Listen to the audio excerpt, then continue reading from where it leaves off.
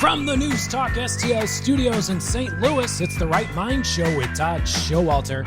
On tonight's episode, we get Flat Tops with Byron Keelin of Freedom Principle, Missouri, political trivia with Rich Rubino, and the Right Mind Studio Band, Mitch Murphy and the Murphy Tones. Now putting the fun in your dysfunctional world, here's your host, Todd Showalter. Wow, I got to tell you, Joey, I've always said it would be really cool if the Right Mind Show could do a remote, okay? And we are actually doing our very first remote from the bowels of this corporate prison that this station is located in. I mean, I've said forever, haven't I? The station is located in a corporate hell. I mean, it's cubicle castles everywhere. And we are actually doing this show from the conference room, the bowels of the corporate prison in this building here. It's exciting, isn't it? Now, usually we're in the very back of the News Talk STL studios. We have to. With no windows because it's soundproof. So if it sounds a little echoey today, it's because we're in the conference room of the main building that we're in. And I've told you many times before that it is a drug laundering mecca over here. Oh, yes. They literally make the drugs at one side of the building, and then they sell the drugs at the other side of the building. There's one place with centrifuges that are spinning up chemicals. Oh, yeah. Topless women everywhere, like in those gangster movies when the women are chopping up the cocaine. Yeah. And then across the hall, there's a place that says pharmacy. Pharmacy? LTC, long-term care pharmacy, old people pharmacy. Sure, yeah. There's always people carrying out bags and bags of drugs. And it's just us doing our little news station. You say if we just kick down the doors, start reporting, we'd have a big scoop. I think we will have a scoop. I think we'll have a scoop today because we are actually reporting from the bowels. With windows. We have See people walking by. We have a window out into the corporate hell. I mean, we don't have a window to the outside. We get to watch these people roam the hallways looking like they're just waiting to die, as I mentioned last week. And now here we are doing our very first remote in a drug kingpin fantasy land in corporate hell. I always had a dream that we'd do it from the middle of a canoe at Creve Coeur Lake whenever they're doing the stroke events. And we could just be like, hey, watch out, there's a bee over there, and see if it makes everyone go crazy. And they start hitting it with their oar paddles, and then their boats start to tip over. That reminds me, the last time I yelled stroke, no, I can't go that way. Hey, I want to just skip to a different little topic here, okay? Because I don't think people realize what a hard-working warrior it is when you actually, your work comes first. Now, I don't think people can't see just how sickly you feel right now, but you apparently are under the weather, aren't you, my friend? I don't know if it was something that happened when the Blues lost on Sunday by 2 seconds and gave up the entire Stanley Cup, but I know soon after that I was feeling the chills and headache, so I tried to be proactive. I took some NyQuil immediately, passed out by the time I got home driving. Right. And then that morning, after I got to work, I took a tiny little baby shot of Dayquil. Yeah. And then the side effects just came on strong. And what were those side effects? Right during the live show that I produced. That you were working. You didn't say, I can't come in today. Mm-hmm. You had to make sure that you were there. The diligent person that you are for Chris and Tim's show. Go ahead. Tell what happened. Live show. The train doesn't stop coming once it's on the tracks. Oh, no, it doesn't. And right when the show starts, I'm starting to feel sweaty, which, I mean, I just had chills a second ago. Yeah. I had cranked up the heat. I had my sweatshirt on, and then the sweats came, and I was about to pass out. Tingles were all over my body. Yeah. And so I started to strip in front of Chris, and I cranked down the AC. Did he get excited? Of course. And I grabbed the chair, and I sat down. I started chug-a-lugging water, and I texted Big Boss Tony and Stell, the friendly giant. Yeah. And I said, I'm about to be sick up in this bee. Oh, yeah, I need someone to come in and take my place. And they took their damn good time. It took like 10 minutes for them to come in. I could have passed out by then. Yeah. But as soon as Stell came in and I saw his gentle presence in the doorway, it all just kind of passed over me and I felt better. Did he give you a hug? He gave me a hug. You got to have a Stell hug when you're not feeling well. He came in, got real close to me. I coughed in his mouth and I said, thanks, buddy. I think I feel better now. But everyone was so nice to me after that. Yeah, isn't that great? Well, that's part of it. And that's why you want to fake like you're sick every once in a while like I do. Now, you, on the other hand, were actually really sick. Now, I could have said, what you should have done? You should have gone to the emergency dog hospital because they have those. Do you realize that they have emergency dog or veterinary hospitals when all the other hospitals for dogs are closed? What? Yes, I got to tell you, we actually had to take Juice the dog, who is Blake's dog that we take care of most of the time.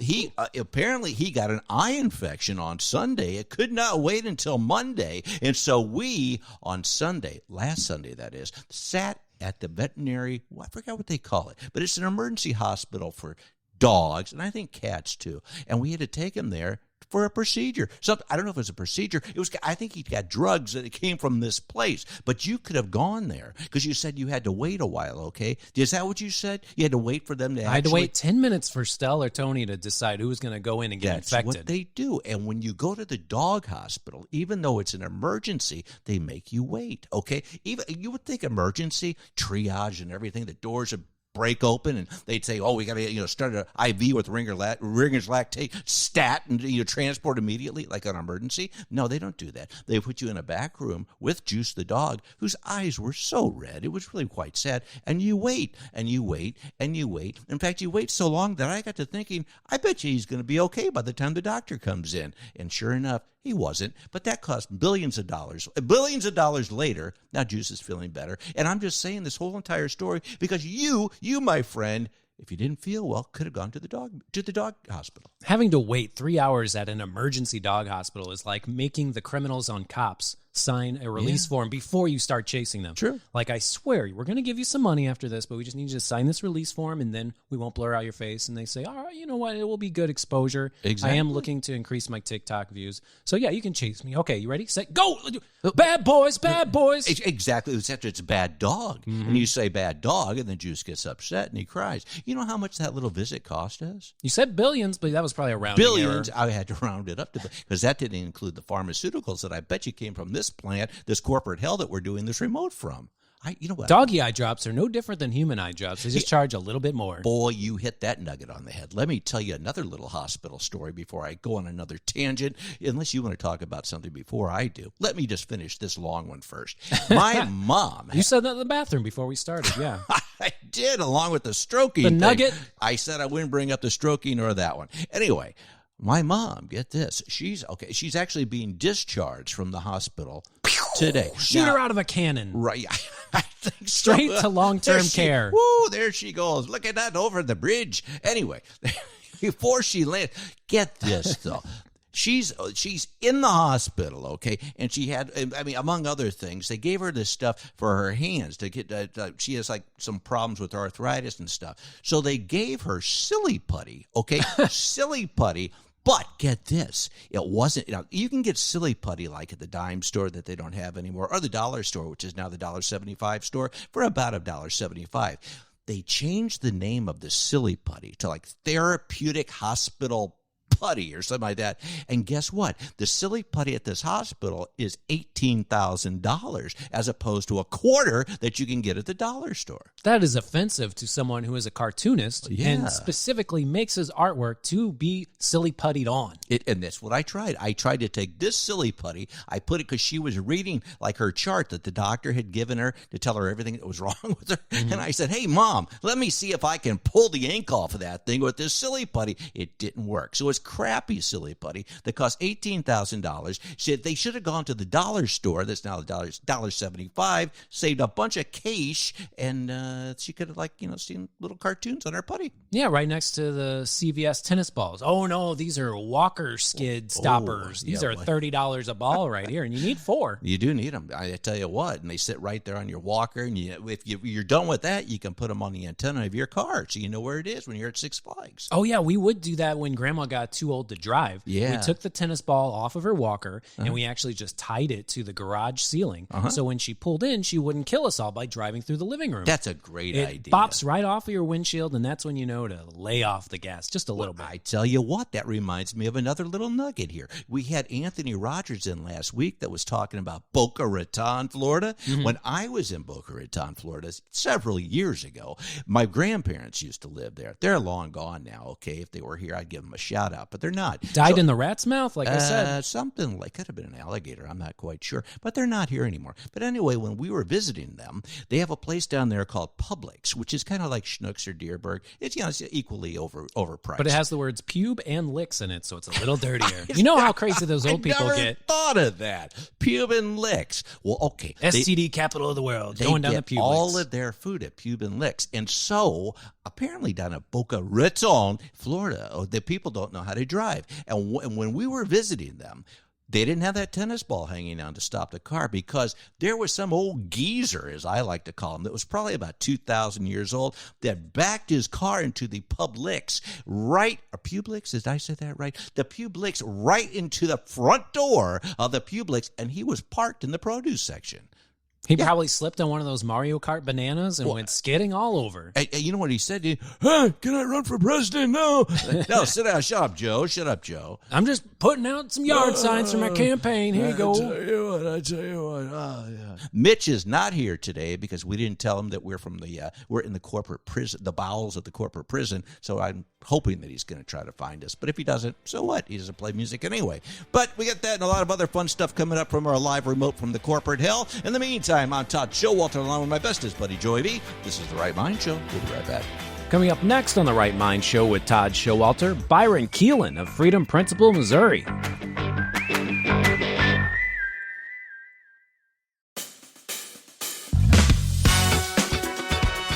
Welcome back to The Right Mind Show with Todd Showalter on News Talk STL. And now a man who forced himself to vomit to get out of doing book reports and then told his teachers it was because he was illiterate.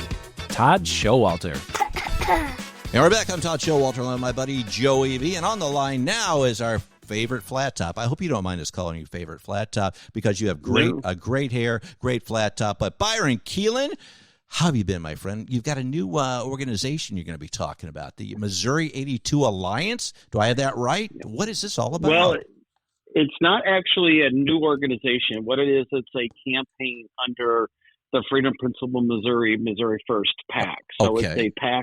It's a PAC campaign, and the goal here is to target the open races in 2026 for the Missouri House of Representatives and to elect constitutional conservatives in the August primary so that we can elect conservative leaders and pass conservative legislation. Mm-hmm. That sounds logical. I mean, has it been a problem in the past? Well, yeah. I mean, basically, if you think about it, Missouri is a red state trending purple. Yeah. Our legislation that has been passed over the years, has been trending towards bigger government, less, bigger public school funding, DEI, SEL, which social emotional learning stuff. Our constitutions continue to be attacked by out-of-state dark money groups, and when it comes to things like medical freedom, we can't pass a bill to ban vaccine or mask mandates because our legislature is being corrupted and controlled by special interest groups like the Missouri Chamber of Commerce and the Missouri Realtors Association and Farm Bureau and things. And so what we are trying to do here is to push back against these Goliaths by electing conservative Republicans like the Justin Sparks, the Ben Keithleys, the Bryant Wolfens of the Holly Joneses of the current Republican Party, and provide them reinforcements in the legislature so that when it comes time for electing new leaders, we're electing good conservative leaders to be Speaker of the House, Majority Floor Leader of things. You look at John Patterson this year. He has done everything he can to block the conservative agenda on things. I mean, we're trying to fix and protect or restore the protections for women that were stripped with Amendment 3. And yet he basically tried to sabotage the bill by totally gutting it and rewriting it. And so, we had to push back on that. And luckily, we were successful with that with the help of Majority Leader Riley and others. But the issue here is that he tried to kill our attempts to fix and to restore reproductive medical health standards for women and to protect the unborn. Yeah. And he's also, we talk about protecting our Constitution. He has yet to date, and we only have 5 days left in the session before it concludes, and he has not even referred one initiative petition reform bill to a committee. So, we're going to have to fight and come back next year to try to, again, get a bill passed to protect our Constitution from out-of-state dark-minded groups. And so it's these kinds of things, because we get these watered-down Republicans, or I view Patterson as a Democrat dressed up in Republican drag. Yeah, that's what I was as, what we have, this is what we push in leadership, because the conservatives are outnumbered in the Missouri House. And again, I think I've said it before. I think there are a lot of Democrats that are actually running as Republicans. I really do believe that. Yeah. And I mean, that's how they're going to get in there, and that's what they do. And so they're not true Republicans to begin with. So that strike is against you right there. But then as you mentioned, special interest. I mean, it's no secret that special interest comes in and corrupts these people. I mean, we had, the representative. I mean, I don't know the full story, but Mary Beth Coleman, that had the whole bill, as you well recall, she introduced the bill basically, to get rid of all the outside, the petitions and the transparency from everything. Give everything transparency, and what she pulled her own bill. I mean, and why would you do that? And now she's not even in the running anymore, and she dropped out. From what I understand, she moved to the Central West End. I mean, correct me if I don't have some of these facts right, but I mean. No, you're right. I mean, why?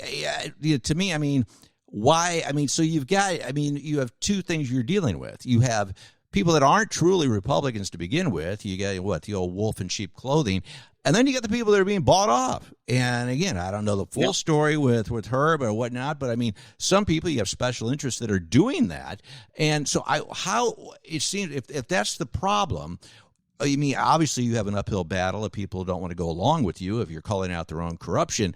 But I mean, what is the process with your new group? I mean, the people that are true constitutionalists, what are they going to do? Are we going to rewrite the Constitution that, no, we're not going to take any money from outside interest? Do you have to vet yourself as a Republican? What is the strategy going to be? Well, the issue here is that we have more than 30 open house seats coming up in 2026, and we're targeting 20 of these 30 plus seats. And of these, the reason why we're targeting these 20 seats is because they have an American Conservative Union grade of C or less. Mm-hmm. So basically, if we elect conservative Republicans and we elect them in the primaries, where for Republicans, the primary is our Super Bowl, because generally in a lot of these districts, they're uncontested in the primaries or in the general election. Or if they even do have a general election opponent, it's not somebody that is well funded, and it's a pretty heavily Republican leaning district. So, we don't necessarily, we still need to be concerned with those races. But the real issue here is that we have to elect good conservative representatives in the August primary, and then in between that time period of August and November is to educate them on who the real conservatives are in the legislature. So then the day after the election, when they win their election, they go down to their caucus meeting to elect new leadership, is that they're electing the new, or the people that they know who are conservative. Mm-hmm. And that helps us with getting, because a conservative speaker appoints the chairman for committees. And we need to make, and when those chairmen are conservative, they make sure that the conservative bills get pushed out first. And when they're not, then they either slow walk them, or they don't bring them up for a hearing at all, or they do everything they can to kill them if they do get brought to the floor. And so, this is why it's important that, they network with these conservatives, so that when they go to that meeting, is that it's not the first time that they're hearing from these individuals, and it's not, and obviously, people lie about who they are. Sure. Oh, yeah. I'm a conservative. I'm pro-life. I'm pro-Second Amendment. I'm, pro-tax cut and stuff like this. And then when but they're not. That's not really the case. Right. Yeah. And so we want them to know who these individuals are, and then they're electing them. So then the bills that we want to get passed, and the bills that we don't want to get passed get killed. And then we can also stop a lot of this omnibus stuff where we're just piling on junk to, we're piling on all these education topics to a bill because everybody wants to have a win on their bedpost. Right. Yeah. And again, I mean, you've got somebody. It seems to be an ongoing issue, though. I mean, it gets down to the end of the session, and there's still things hanging. I mean, do you think? I mean, it's obviously. I mean, the Democrats. They're a big part of it as well, even though they're not the majority. What do you think, as far as if you actually have? I mean, are there any types of bills that we're looking at right now that there's truly a bipartisan effort to pass? Yeah, there actually is one, and it's Senate Bill 360. Unfortunately, the Speaker has yet to refer it. It passed the Senate overwhelmingly, basically 32 to 1, and the one person that voted against it was Mary Elizabeth Coleman, who Rex Singfield, who funds her campaign, is opposed to that bill, so she voted with Rex. Yeah. And, but that has received bipartisan support, and this would eliminate the MAP assessment tests from public schools, and it would allow the public schools to actually use third-party assessment tests like private schools do. So like Bishop DeBerg, all these other Catholic schools or other private schools, is that they get to use a third-party assessment that allows them to teach the curriculum and then lets the assessment assess how the students do it, versus where the MAP test is that the teachers, because their jobs depend on it and the school accreditation depends on it, is that they're teaching to that test. Mm-hmm. So they're not teaching reading and writing. They're teaching whatever that MAP test is.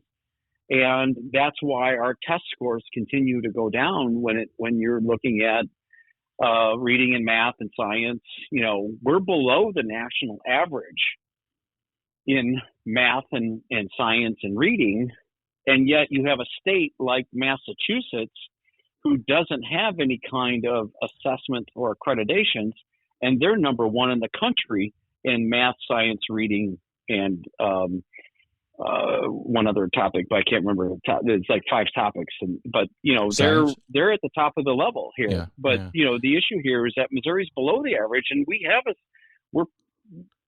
assessment. So yep. Who's right on this? And that bill, unfortunately, is being stalled by the Speaker, and it probably won't get passed again.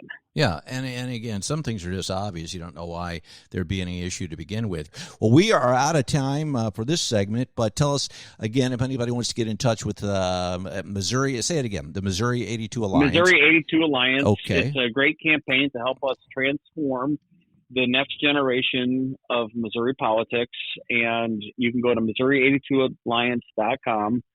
And it's Missouri, the number 82 alliance.com, and join up. You can sign up for $30 a month, $100 a month, or if you're feeling very generous, you can do $1,000 a quarter and help us elect the next generation of conservative leaders in Missouri. And like I said, help us get good conservative legislation finally passed in this state. Sounds great. Okay. Well, thanks for joining us, my friend. I look forward to the next time, and keep that flat top going, okay? I will. All right, buddy. Thanks so much. We'll talk to you soon, okay? All right. Thanks, Todd. Bye-bye. Bye. You know, I got a flat top when I was 8 years old. Do tell. My uncle, he was a Marine stationed in San Diego. Yeah. And I'd go visit him and my aunt during summer break. Sure. He told me Marines would have short hair, so if they ever got into a fight, they couldn't get their hair pulled.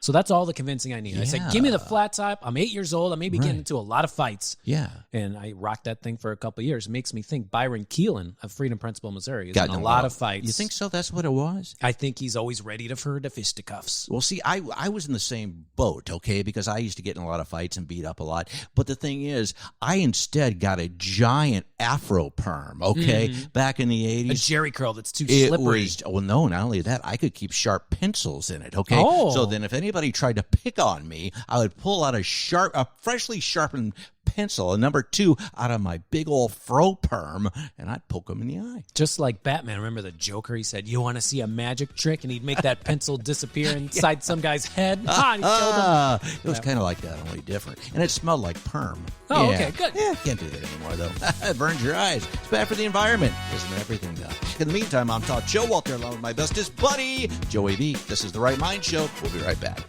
Coming up next on The Right Mind Show with Todd Showalter, political trivia savant Rich Rubino.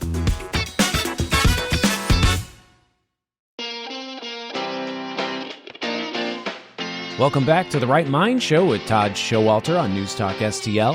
And now a man who grew his hair long just to trick his kids into being nice to him on Mother's Day, Todd Showalter.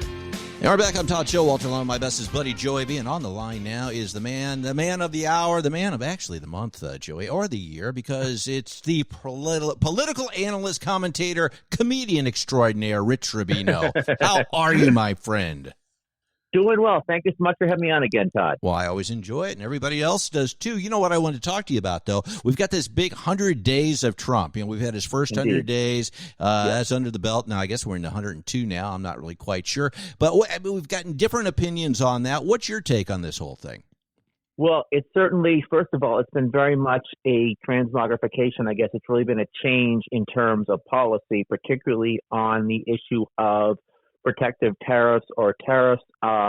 It's something that has really changed the political landscape on. It used to be a point where Democrats tended to be the party that favored tariffs and Republicans were against their more free market. That's really changed in many respects. I think that on the economy, there's a lot of hesitation amongst the body politic, amongst the American people about what the effects the tariffs will have.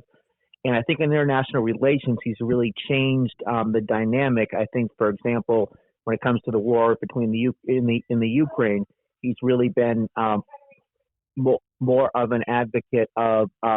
He's really been more of an advocate in terms of the Russians, rather than Ukraine, for example. So there are definitely some changes in American politics on this. So what do you think if you had to grade it overall? And again, you can just from people that you talk with and things. I mean, what would you give him on a grade as far as these first 100 days go? I'm going to stay out of that one. You're going to stay out of that one. What do you think? Okay, let me ask you this. And what do you think the Democrats would give him? I think the Democrats would give him an F. Okay, and Republicans would give him an A, which is really surprising. Yeah, and that's just it. I guess kind of I wasn't trying to put you on the spot, but it seems that we do just have all this division still. And here's the thing I don't really get about it. I guess I mean it goes both sides depending on who's in office. But to me, and again, I know just objectively get it. If you want to get your opinion on this, I mean you have to get you know where I stand. I mean, do you think there's certain things that if it just has the word Trump attached to it, that some people just say, no, I hate it, before they even know what it is? Yes, I think we're in that scenario. Absolutely. I think when you say the word, I think certainly tariffs is one example, because Democrats, we go back to the NAFTA debate, 1993, when Bill Clinton signed NAFTA, he did it with a Republican support, and it was Democrats who tended to oppose it. So, yes, there is a lot of that. And if you look at a lot of legislation, there used to be a time where there were a lot of conservative Democrats and liberal Republicans, and the liberal Republicans would vote with the Democrats, the conservative Democrats would vote with the Republicans. There are very few of those left now. Yeah. So as a result, on most pieces of legislation, you have a scenario where every Republican votes with Trump, except for maybe 2 or 3, every Democrat except for 2 or 3 votes against Trump. And it's really become that partisan divide, which I don't think we've really seen it quite as pronounced as it is today. No, I got to agree with you, and it's really quite troubling because I thought, now granted, I mean, when he was first, he took office in January, I mean, you were going to meet resistance, but I thought, look, when things start turning around, eventually people will get on board and say, okay, this is actually this is a good thing. Now, granted, he's had some hurdles he's had to jump, and he's got some things he's still got to work on, but we haven't even.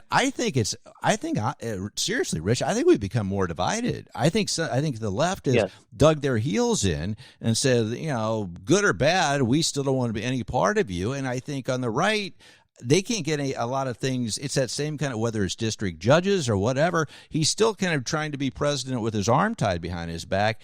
I don't know what's gonna unify us. I mean, I can't remember any other time in history, at least my history, or even looking back, history books, where the country, aside from the Civil War, I mean, hopefully we're not at that point. Yeah, when we have been this divided, and I don't know what it's going to take. Do you? I mean, what do you think, aside from some national catastrophe, God forbid, where we're all going to be Americans again? I mean, what is it going to take from the political spectrum for us to finally just, come together as Americans and try to get things done? It's a great question. I think the last time we were this divided was probably in 1968, and I think part of that was the Vietnam War, civil rights movement. So there have been times when we have been divided. That was certainly one, and I think that the Civil War obviously was the time we were the most divided in American history. I guess if you go back to the beginning of the founding, where we were certainly divided between those who wanted to stay under the tutelage of King George III, those who wanted to secede, and those who just didn't care. So there were kind of those 3 groups. And it's always, by the way, in any movement, it's always about a third of the country that's just going to be completely out of the whole loop and not know what's going on. So, and I think that we certainly have that as well. There's probably a third of the country that if you ask what's going on, would probably say what's going on, what happened. So you always have that scenario, people that just living their lives, not following politics, probably not voting anyways. Right. But in terms of those who are actually interested in it, I don't know what would to bring the country together. The only thing I can think of, obviously, there has to be a new president, and the new president has to be somebody who is either center left or center right, who comes in and is very popular, and the economy kind of has to be humming on full cylinders when that president comes in. We've had scenarios where we've been very united. I think go back to the 1950s under Eisenhower, for example, when I think both parties had a respect certainly for the president. And I think you have the opposition on both the far left and the far right. But all I can say is that every time we've gone through something like this, there's always been a time afterward where we have at least somewhat unification. And whether it was the 20s, the 50s, the 80s, the 90s, usually after some sort of a scenario. But obviously, in this case, I think that it's interesting because a lot of the division is not necessarily over a set of policies. It's more or less it's over the views of one man. Mm-hmm. There are people on the right wing who would absolutely die for him, and there are people on the left wing who think he's the second coming of Satan, I guess. So it's a scenario where there are very few people in the middle. But I will say, in the middle, Donald Trump does have a problem right now in terms of his job approval ratings, because his job approval ratings, if you look at most polls, are in about the 40% range. That means that a lot of those swing voters, or those voters that are kind of the elusively that potentially could go either way right now, are very soured of him on the economy. And usually what happens in the 6th year of a presidency next year is the party in power loses seats in the House of Representatives and loses seats in the United States Senate. What does that mean? That means there's a good chance the Democrats could take over both the House and the Senate next time around, probably more so the House and the Senate. If that's the case, it'll be very harder for him to get legislation passed. So he really only has a 2-year window. If taking that, you don't want to risk the possibility that you may actually gain seats, but he really has only a 2-year window to try to get legislation passed right now. And it looks like he has to do that with pretty much monolithically Republican support. And he can do that in the House of Representatives, but he does. But obviously, there's not going to be very much bipartisan support if the Democrats don't give him very many votes. Yeah, no, it's quite the challenge, and I think we're far away from resolving any of it. What's your take on all this land acquisition talk and things like this? I mean, what is this, like Manifest Destiny or what? I mean, we talked about Greenland, and now we're talking about, you got in an argument with the new Canadian guy about taking over Canada. 51st state, yes. Yeah, do you think he's serious on this stuff, or is he just trying to kind of joke with people? I don't know if he's joking, but I don't think he's serious either. I don't think he legitimately thinks that by the end of his presidency, Canada is going to become a 51st state. And if it did become a 51st state, they would probably elect Democrats to the Senate and the House. Yeah. So I don't think it would be to his political benefit. I couldn't imagine, Canada electing conservative Republicans to the Senate and the House. So I think it's more probably trying to get people off guard. It's kind of like, if you don't want somebody to talk about one thing, you say, why don't we talk about this? And then immediately the media goes right to it because it's such a fascinating story. And it's so unconventional, if you will. It's something that no president has really brought up. For example, now the idea of reopening Alcatraz, for example, to prisoners. I mean, this is something that, most presidents are either center-right, center-left. One of them, the center-right people will be a little bit more conservative. The center-left presidents will be a little bit more liberal. But he's really gone kind of unconventional. I don't know if you really call it conservative or liberal, if you will. And it really takes up a lot of media attention.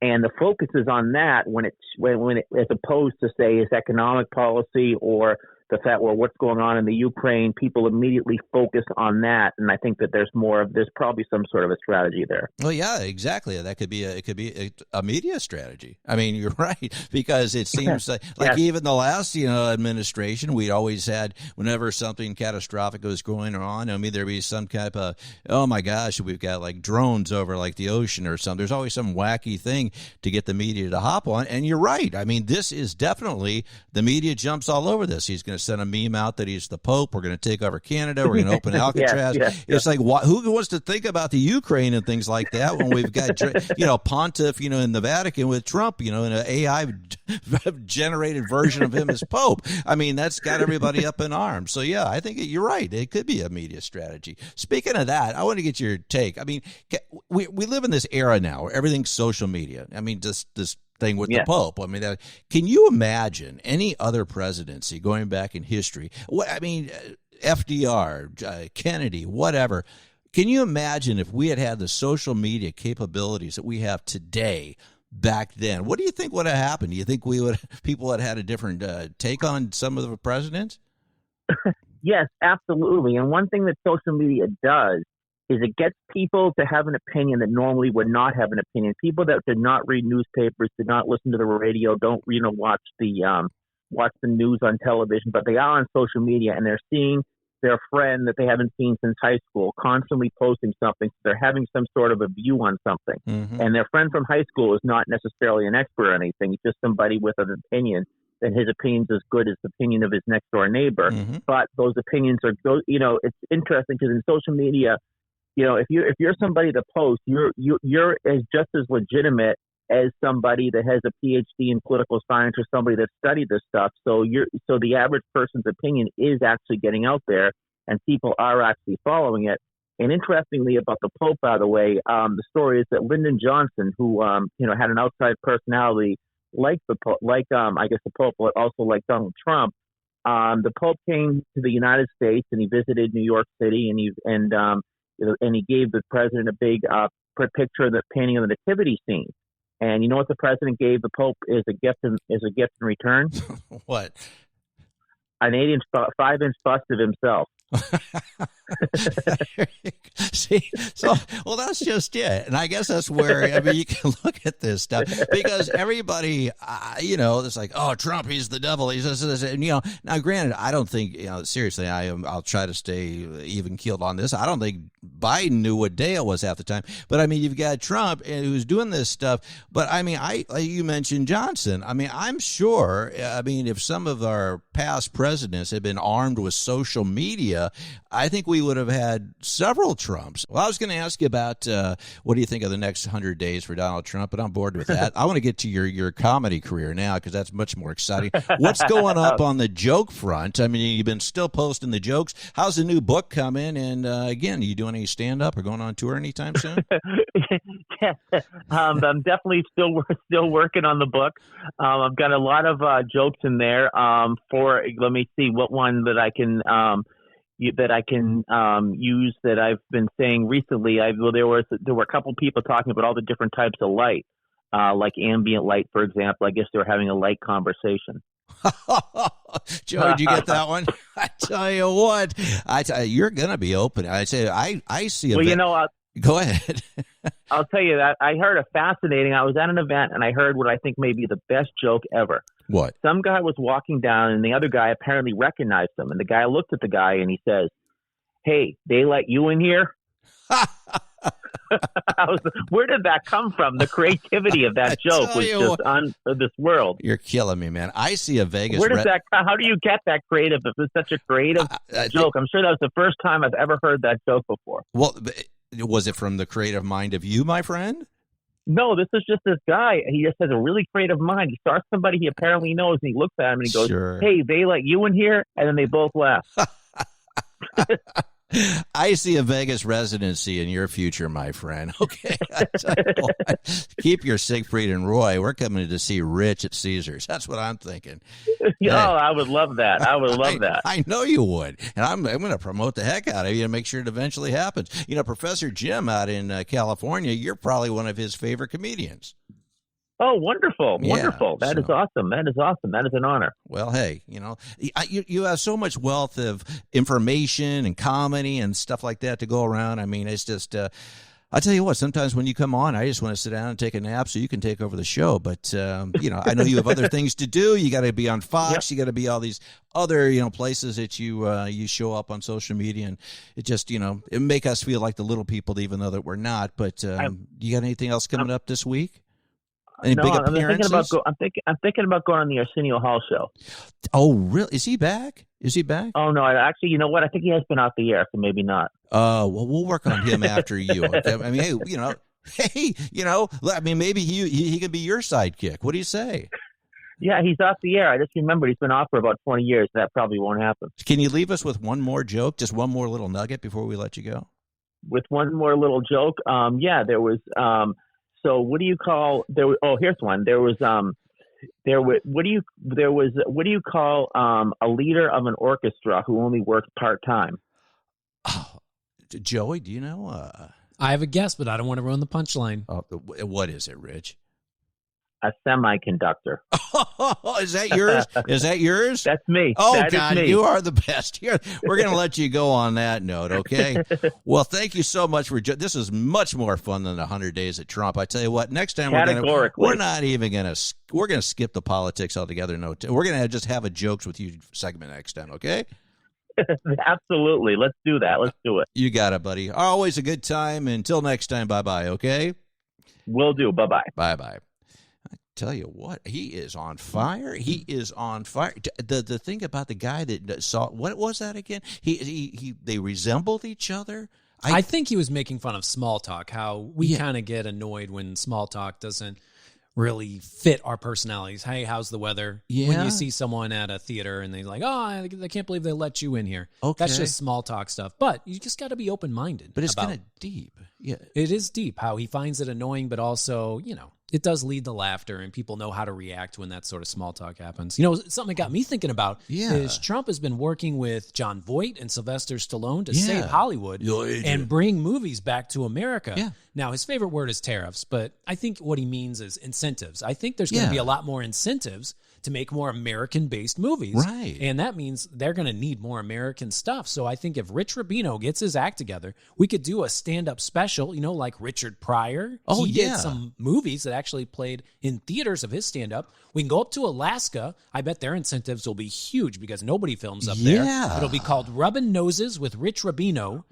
I We do love an it. Alaska-based comedy tour and put that out, and I think we'll get all the Trump incentives. Can he smash things like Gallagher used to before he became Deed? Yeah, you can deep throat popsicles, whatever they do up there. Oh, I think it's going to be huge. And then I think then he can start doing films. He could be like the next Billy Madison. I mean, I could just see, can't you see Rich Rubino as the water boy, like in the Water Boy Part 2? Is that what it was called? The Water Boy the Water Boy, was that the name of the film? And you remember, Richard Pryor was live on the Sunset Strip. So now we're going to the Ice Set Strip. It's like the same thing, just a little bit colder. So, yeah. The Ice Bucket Challenge, I'm sure he's got a few jokes about that and how it cures silly old cancer. And, what a waste of time. Yeah, I think this could be huge. I tell you what, I can't wait to go home and make flyers. I'm going to buy my heated undies and socks and vests right now. Yeah, I think you should. So are you feeling any better now that we've done the show? Because you're looking a little pale. I do feel better. What happened was I almost passed out on the show yesterday during the Tim and Chris show at 4 o'clock every weekday. And I drove home as quick as possible. Yeah, I was like, oh, man, if I'm going to pass out, let me get into a vehicle. And as soon as I got to my house, I barrel rolled out into my bed. Right. And then Erica took care of you and got you chicken soup and maybe tomato soup with a little grilled cheese. Did she do that? Grilled cheese. Oh, yeah. That's always the thing that hits the spot when I'm sick. That's the kicker. Well, I do hope you feel better, buddy, and if you don't, I tell you what, we've been sitting in close proximity in this bowels of hell here that we're doing the show in, and I'm sure that I'll be sick any minute now, too. Okay? And I'll let you know. You know I will. It's my gift for you in Pittsburgh. Whatever you're going to, just give a little cough to everyone you see. Something like that. Well, you had a good time today? I had a wonderful time. Well, I did too, of course. Even though I would have had a better time if you were feeling good, but even though you didn't, I still had a good time. You know what I always say, don't you? If you don't have a right mind, you don't have a mind at all. Until next time, I'm Todd Showalter, along with my bestest buddy, Joey V. Mitch is AWOL. Thank goodness for that. He's got his butt cheek smeared on the window because we hid from him in this secret cavern conference room. Oh, yeah. He finally found us. Is that a streak? Okay, gross. This is The Right Mind Show. Till next time, bye-bye. Thanks for tuning in to The Right Mind Show with Todd Showalter. To find out about all things Todd, go to toddsprod.com. We will see you next Saturday night at 5 p.m. and Sunday afternoon at 2 p.m. right here on 101.9, 94.1 News Talk STL, and always streaming online at newstalkstl.com.